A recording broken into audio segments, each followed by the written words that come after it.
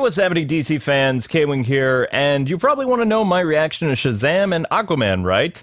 Well, I would love to show you, but Warner Brothers TV has other plans. Hugs and kisses to you too, Warner Brothers. Thanks so much for claiming that. But rather than leave you guys in the lurch, we're going to do this the old-fashioned 2008 YouTube way. Still images and my voice. Anyway, I'm going to have to split these videos up because they both deserve their own video and my thoughts. Also, key reminder, if you want to see video reviews of DC films and cartoons, join my Patreon for just $1.99 a month, which will unlock any videos that I post. Thanks as always for the support, guys and gals.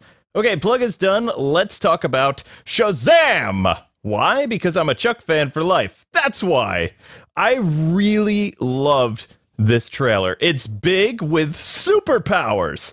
A role tailor-made for the Chuck star Zachary Levi. Unlike other comic book heroes, Zach's character loves having superpowers. He doesn't see them as a curse either. He did a good deed, and the wizard Shazam chose him to be his champion and to use his powers for the benefit of mankind.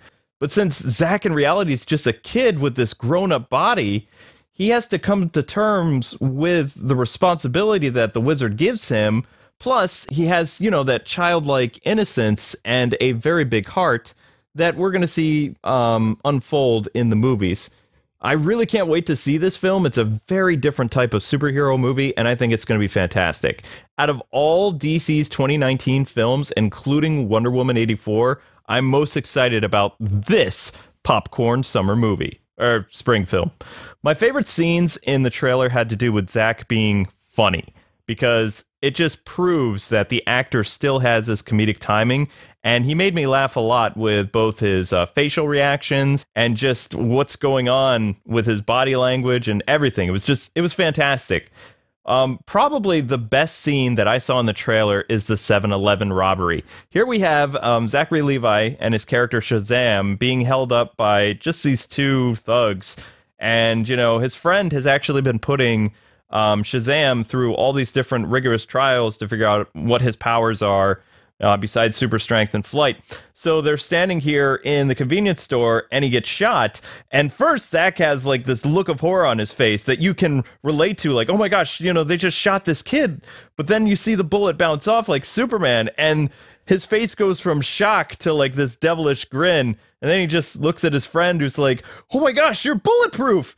And Shazam's like, okay, you guys are dead. And he grabs the villains and he throws them out of the 7-Eleven. Then he and his buddy quickly scamper off because, the media is probably going to come by and everything.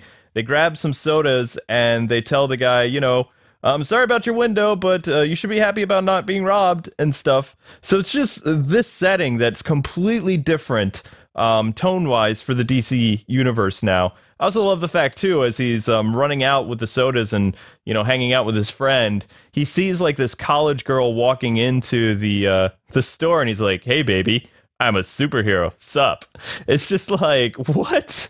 So it's completely different, as you can see. So while the DC universe is changing to DC Worlds now, that's official, it does connect to the previous DC movies that released the past 4 years, like Superman, Man of Steel, Batman v Superman, and Wonder Woman, Suicide Squad, etc.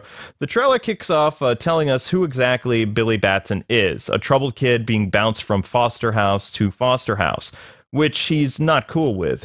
But they said that he can't take responsibility for himself until he's 18 because it's the law.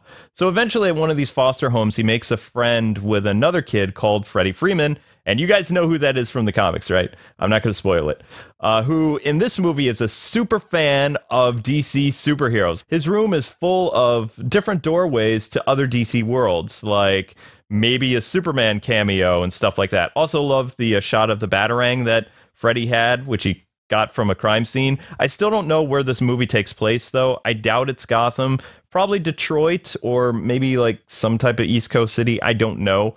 But they're definitely utilizing the Jeff Johns character, and I'm pretty sure that he wrote the script for this, so you can feel a lot of Jeff Johns in this. Anyway, after making friends with Billy, he notices Freddie gets picked on a lot for being a disabled kid and in foster care. So Billy is kind of fed up with that, beats up the bullies, and eventually is summoned by the wizard Shazam and granted his powers, which then a huge fun ride takes place afterwards. And it's a great trailer to watch. The film will also borrow a lot of different elements from different alliterations of Shazam that we've seen in other DC universes. They're going to pick up his personality a little bit here from Justice League Unlimited, Young Justice, and the New 52. His style, a lot of people complain about his costume. It's a combination of all kinds of different Captain Marvel / Shazam we've seen, but the short cape is still there because they wanted to stand out from Superman and some of the other characters.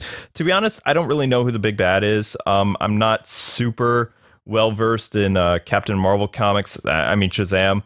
Though I'm excited to see this movie next spring with my wife. But now I want to hear from all of you. What did you think of the Shazam trailer and the new direction for, quote, DC Worlds? Let me know in the comments section below, along with your favorite or least favorite part of the trailer. Thanks again to my Patreon supporters, and I will see you guys later tonight with my thoughts on Aquaman.